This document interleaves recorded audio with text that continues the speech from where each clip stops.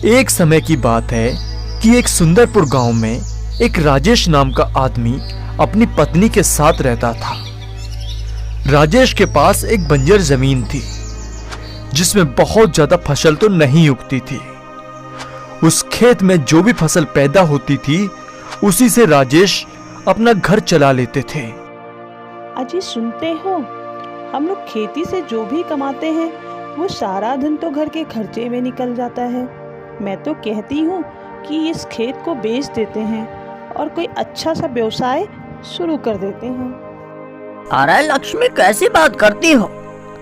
हमारी रोजी रोटी का तो यही एक सहारा है, और अगर हम इसे भी बेच दिया तो हम खाएंगे क्या और कैसे हम अपना जीवन यापन करेंगे? सुनो जी, आज हमारे घर पे कुछ राशन नहीं है। खेत से वापस आते समय जमींदार से कुछ पैसे उधार लेके राशन जरूर लेते आना। ठीक है, तुम चिंता मत करो, मैं जमींदार से पैसे लेकर घर का राशन ले आऊंगा।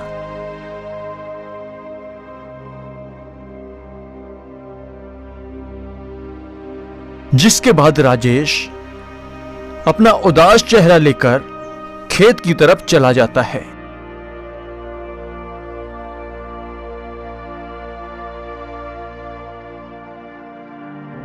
अरे आज तो मुझे बहुत सारा काम है, पहले जल्दी से मैं खेत की जुताई कर देता हूँ, जिसके बाद ही कोई और काम करूँगा। फिर राजेश पूरे दिन मेहनत करके अपने खेत की जुताई करने लगता है कि तभी उसे कुछ दिखाई देता है।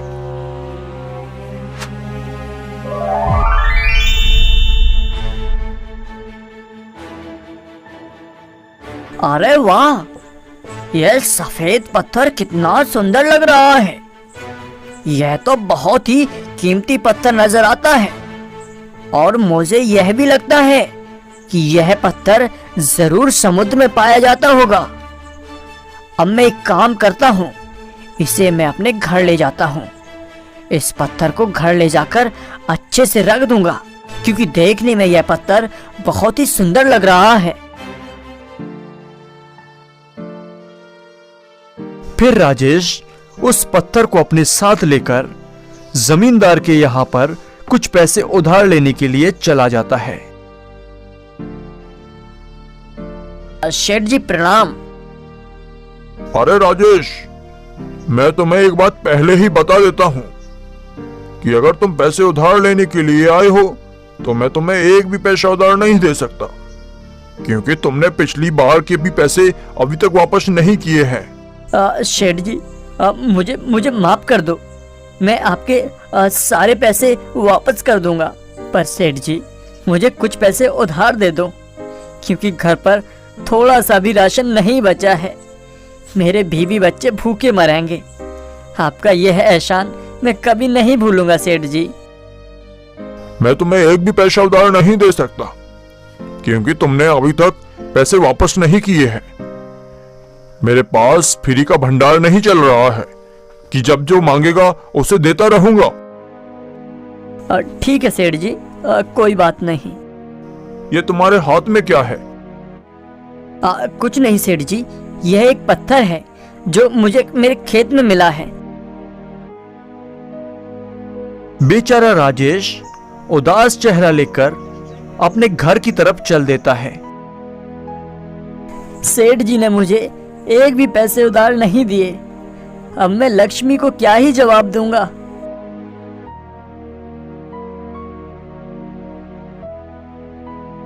अजी आप आ गए? जमींदार से पैसे तो उधार लाए हो ना? नहीं लक्ष्मी, मुझे माफ कर दो।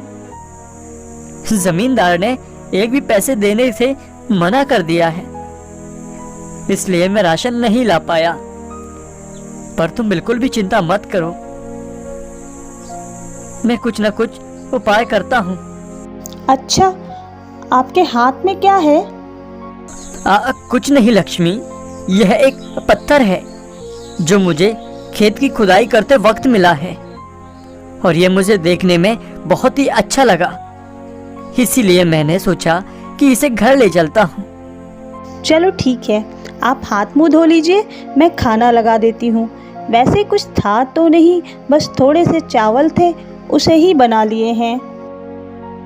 इसके बाद वह दोनों खाना खाकर सो जाते हैं।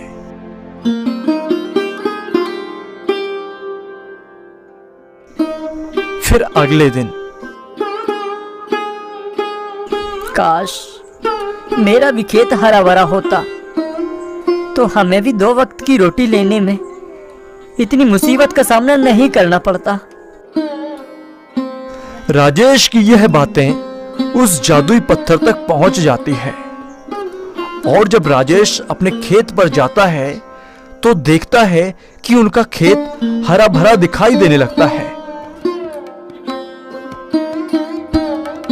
अरे यह तो मेरा खेत है, इतना चमत्कार कैसे हो गया? कल मैंने देखा था तब तो कुछ भी ऐसा नहीं था।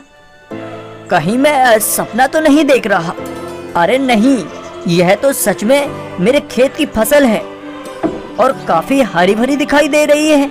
चलो यह तो बहुत अच्छा हुआ, पर अभी इस फसल को पकने में समय लगेगा। तब तक काश कुछ पैसे मिल जाते तो घर का राशन भी आ जाता।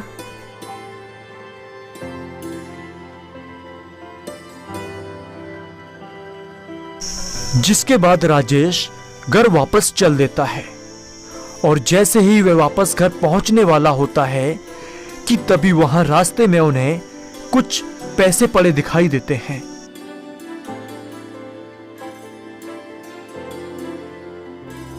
अरे ये पैसे किसके गिर गए? पर यहाँ तो आसपास कोई भी नहीं दिखाई दे रहा है।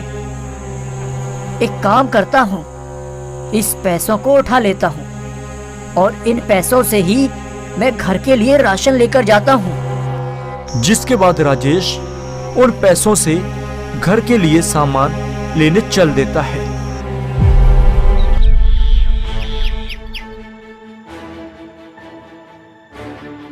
अरे ओ राजेश भैया, कहाँ हो भैया? क्या हुआ भैया? राजेश जी तो अभी खेत की तरफ गए हुए हैं। अरे वो क्या है ना कि आज होटल पर ज्यादा खाना बन गया था, तो मैंने सोचा कि यह खाना राजेश भैया को ही दे दूं। वह खाना देकर हरिओम वहां से चला जाता है कि कुछ समय बाद जब राजेश घर आता है,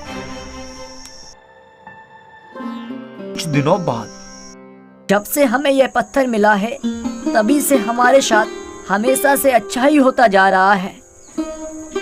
कभी हमें कोई खाना देकर चला जाता है, तो कभी पैसे मिल जाते हैं, तो कभी हमारी फसल हरी भरी हो जाती है। यानी कि सब कुछ इस पत्थर की वजह से ही हो रहा है।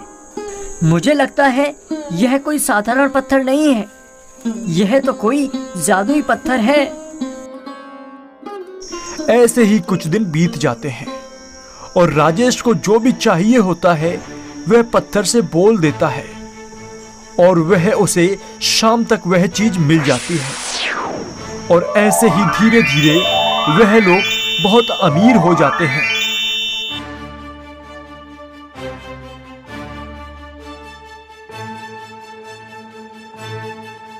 सुनो जी, अब हम इस पत्थर की वजह से बहुत अमीर हो गए हैं। मैं तो कहती हूँ इस पत्थर को किसी उचित स्थान पर पहुँचा देना चाहिए, वरना किसी गलत के हाथ लग गया तो फिर अनर्थ हो जाएगा। हाँ लक्ष्मी, तुम सही कह रही हो। मैं इस पत्थर को किसी साधु बाबा को देकर आता हूँ, ताकि उस साधु की मदद से यह पत्थर किसी गलत लोगों के इंसान में ना पड़ पाए।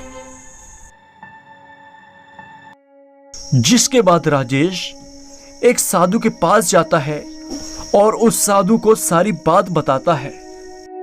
हे साधु महाराज, मुझे यह पत्थर खेत की खुदाई करते समय मिला था। जब से यह पत्थर मुझे मिला है तब से मैं बहुत धनी हो गया हूँ। इस पत्थर से मैं जो भी मांगता हूँ वही इच्छा पूर्ण हो जाती है। अब मैं बहुत धनी हो चुका हूँ। अब मुझे और ज्यादा धन की जरूरत नहीं है, इसलिए आप इस जादुई पत्थर को ले लीजिए। यह पत्थर 10 साल पहले किसी दुष्ट इंसान के हाथ में लग गया था, जिसकी वजह से वह पूरे गांव को मुसीबत में डाल दिया था। अगर तुम इसका गलत इस्तेमाल करते तो तुम बर्बाद हो ही जाते, और साथ ही साथ तुम्हारे अलावा भी तुम्हारा परिवार भी बर्बाद हो जाता। तुमने लालच ना करके बहुत अच्छा किया है। मैं यही चाहता हूँ कि कोई भी व्यक्ति कभी भी लालच ना करे, क्योंकि लालच बहुत बुरी बलाएं होती है। इसलिए मैं यह पत्थर वापस तो ले लेता हूँ, पर कभी भी तुम्हें किसी भी चीज की जरूरत हो तो तुम मेरे पास फिर से वापस आ जाना। ठीक है बाबा, आपका बहुत बहुत शुक्रिया। यह सीख सिर्फ मुझे ही नहीं बल्कि हर एक व्यक्ति को सीख लेनी चाहिए कि लालच करना बिल्कुल भी अच्छा नहीं होता है। लालच किसी भी इंसान को बर्बाद कर सकती है, इसलिए किसी भी इंसान को लालच नहीं करना चाहिए।